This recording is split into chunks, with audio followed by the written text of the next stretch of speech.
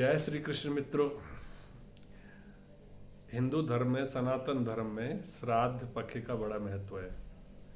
आज 29 सितंबर से श्राद्ध पक्ष शुरू हो रहे हैं। आज पूर्णमासी है और पूर्णमासी के दिन से ही श्राद्ध पक्ष आरंभ हो जाता है।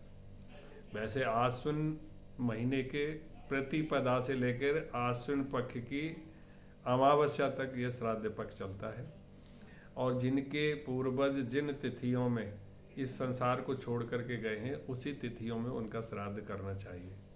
तो जिनके पूर्वज पूर्णमासी तिथि में गए हैं तो उनका श्राद्ध आज के दिन करना चाहिए। इसी प्रकार जिनको जिनकी तिथि मालूम नहीं है कि वो किस तिथि को गए हैं तो उनको उनका श्राद्ध अमावस्या के दिन करना चाहिए।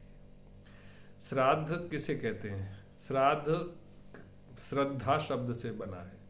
आप सभी जानते हैं कि श्रद्धा बिना कोई कार्य किए करने से कोई कार्य सफल नहीं हो सकता। श्रद्धा के बिना हम मंदिर में जाते हैं, हम दर्शन करते हैं तो वहाँ श्रद्धा से जाते हैं, भगवान के चरणों में मस्तक नवाते हैं।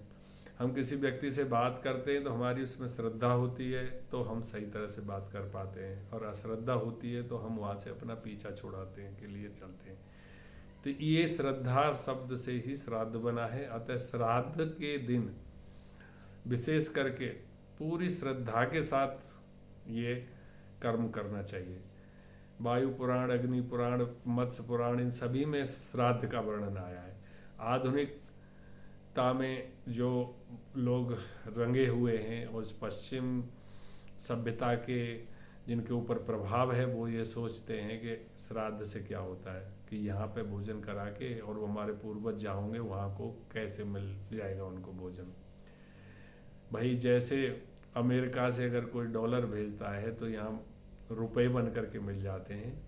तो वही श्राद्ध का सिस्टम है कि अगर ब्राह्मण को हम अच्छे से अच्छा खाना खिलाते हैं तो वह जिस योनि में आपके पूर्वज हैं उस योनि का जो भी भोजन होता है वो उसमें कन्वर्ट होकर के उनको मिलता है।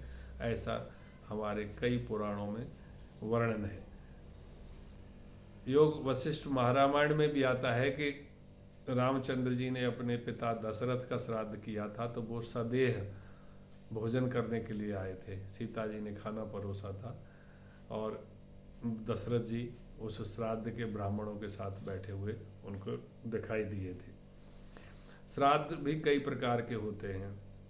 अब वो जिसमें श्राद्धों का जो वर्णन है उसके हिसाब से श्राद्ध किए जाते हैं, लेकिन ये जो महालय वाला श्राद्ध है ये उनके लिए ही किया जाता है, अपने पूर्वजों के लिए। श्राद्धों में जो विधि विधान का विशेष ध्यान रखा जाता है, पवित्रता का विशेष ध्यान रखना चाहिए और श्राद्ध में योग्य ब्राह्मण को ही बुलाना चाहिए। और योग्य ब्राह्मण कौन सा है? को बराह पुराण में श्राद्ध की विधि का वर्णन करके मार्कंडेय जी गोमुख ब्राह्मण से कहते हैं कि विप्रवर 6 वेदांगों को जानने वाले, यज्ञ अनुष्ठान में तत्पर,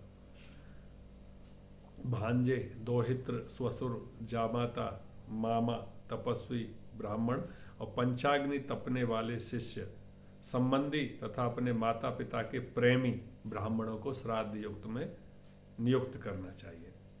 मनुस्मृति में भी कहा है कि जो क्रोध से रहित, प्रसन्न मुख और लोकोपकार में निरत हैं ऐसे श्रेष्ठ ब्राह्मणों को मुनियों ने श्राद्ध के लिए देवतुल्य कहा है।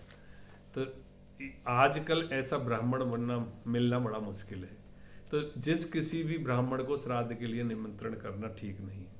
उससे अच्छा तो ये होगा कि श्राद्ध के दिन आप अपने सबसे प्रेमी, जो अपने पूर्वजों के जो सबसे प्रेमी आपके रिश्तेदारों में जो भी होगा उसी को श्राद्ध के लिए आप भोजन कराएं, वो ज़्यादा उचित है।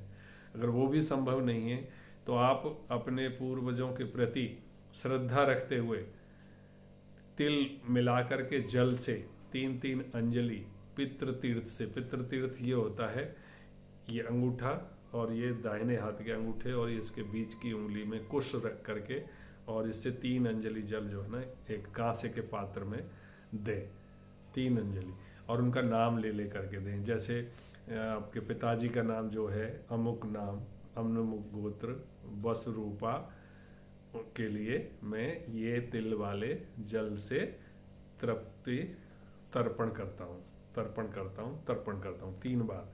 3-3 अंजलि दे के अपने पूर्वजों को इस तरह से करें। और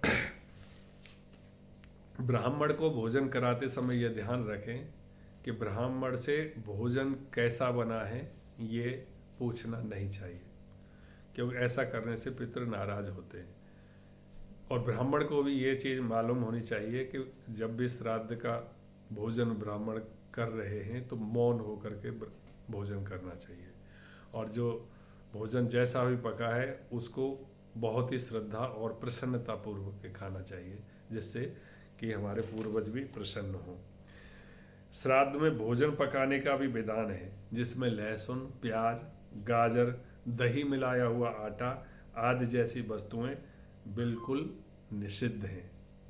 ब्राह्मण को चाहिए कि वह भोजन के समय कभी भी आंसू ना गिराए, क्रोध ना करे, झूठ ना बोले और पैर से अन्न को ना छुए और उसे परोसते हुए ना हिलाए।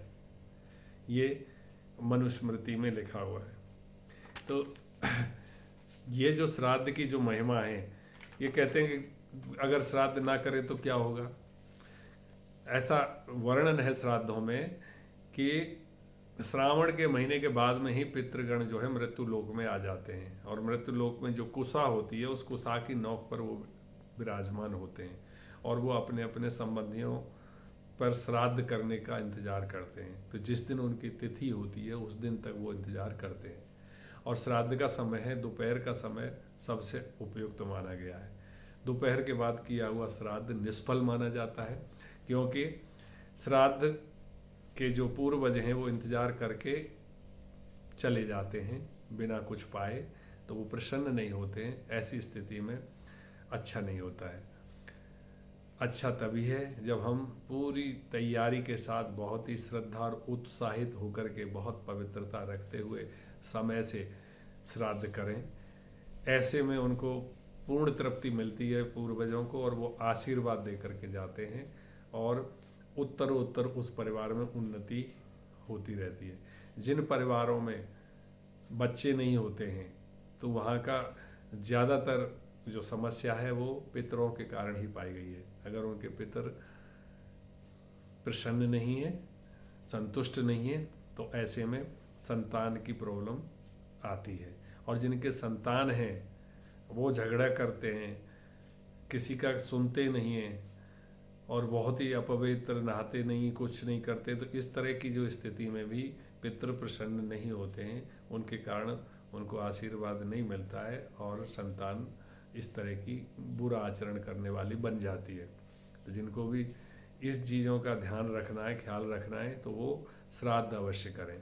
और श्राद्ध में जैसा मैंने बताया, योग्य ब्राह्मण को निमंत्रण करके और उनको विधि पूर्वक खिला पिला करके, और जो जो वस्तुएं दान देने योग्य हैं, जो आपके पूर्वज इस्तेमाल करते हैं, वो जरूर देनी चाहिए। अब मैं आपको बताता हूँ कि श्राद्ध जो जिस तिथि के जो श्राद्ध होते हैं उनसे क्या होता है। कि जो प्रतिपदा पूर्णमासी का जो श्राद्ध है उसको करने से बुद्धि, पुष्टि, स्मरण शक्ति, धारणा शक्ति, पुत्र आदि की प्राप्ति होती है। प्रतिपदा का जो श्राद्ध होता है, जो कल होगा, वो धन संपत्ति दिलाता है। द्वितीया का श्राद्ध करने वाला व्यक्ति राजा के सदृश मान प्राप्त करता है। और तृतीया वाला जो श्राद्ध है वो शत्रुओं का नाश करने वाली और पापनाशनी है। चतुर्थी को जो श्राद्ध करता है वो शत्रुओं को छेदन करने वाला होता है। और पंचमी को श्राद्ध करने वाला उत्तम लक्ष्मी प्राप्त करता है। षष्ठी वाले श्राद्ध से पूजा देवलोक में पहुंच जाती है। सप्तमी का श्राद्ध करने वाले महान यज्ञों के पुण्य फल प्राप्त करते हैं। अष्टमी के श्राद्ध संपूर्ण सिद्धियों को दिलाते हैं। नवमी का श्राद्ध प्रचुर ऐश्वर्य और मन के अनुसार चलने वाली स्त्री की प्राप्ति कराता है। दसवीं तिथि का श्राद्ध मनुष्य को ब्रह्मत्व की लक्ष्मी प्राप्त कराता है। एकादशी का श्राद्ध सर्वश्रेष्ठ श्राद्ध है, यह समस्त वेदों का दान ज्ञान प्राप्त करा देता है। द्वादशी तिथि के श्राद्ध से राष्ट्र का कल्याण होता है। त्रयोदशी के श्राद्ध से संतति, बुद्धि, धारणा शक्ति, स्वतंत्रता, उत्तम पुष्टि, दीर्घायु मिलती है। चतुर्थी का श्राद्ध जवान मृतकों के लिए किया जाता है तथा जो हथियारों द्वारा मारे गए हैं उनके लिए भी चतुर्दशी का श्राद्ध करना चाहिए। अमावस्या का श्राद्ध समस्त विषम उत्पन्न होने वाली के लिए अर्थात 3 कन्याओं के बाद पुत्र या 3 पुत्रों के बाद कन्याएं होती हैं उनके लिए होता है, और जुड़वे उत्पन्न होने वालों के लिए भी इसी दिन श्राद्ध करना चाहिए। ये रही आपको श्राद्ध की तिथियां और उनके फल। अब बताते हैं कि श्राद्ध कहाँ करना चाहिए।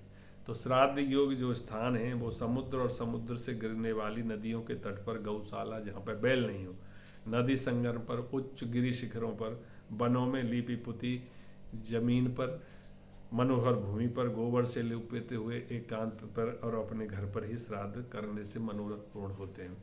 कुछ लोग कहते हैं कि गया का श्राद्ध, गया का श्राद्ध तब होता है कि जिनके घर में कोई श्राद्ध करने वाला बचा नहीं होती है, तो एक बार जा करके उनके गया का श्राद्ध करके फिर आगे से वो श्राद्ध की परंपरा समाप्त करती है। अतः मैं तो यही अनुग्रह करूँगा कि गया का श्राद्ध हम नहीं करना चाहिए, क्योंकि गया श्राद्ध करने से ये एक तरह से ये होता है कि हम पीछा छुड़ाने चाहते हैं अपने पूर्वजों से, और फिर आगे हम जो है श्राद्ध ना करें।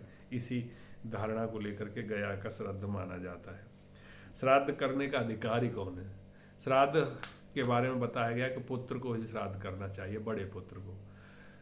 3 अगर पुत्र हैं तो मझले पुत्र को शास्त्रों में वर्जित बताया कि मझला पुत्र को जो है श्राद्ध करने का अधिकारी नहीं माना गया है। लेकिन मेरे अनुसार के तीनों भाई जो श्राद्ध करने के योग्य हैं और कर सकते हैं। जिनके पुत्र नहीं है तो उनकी स्त्री श्राद्ध कर सकती है। श्राद्ध में शंका और परिणाम नहीं करना चाहिए। शंका करने से श्राद्ध का फल जो है निष्फल हो जाता है।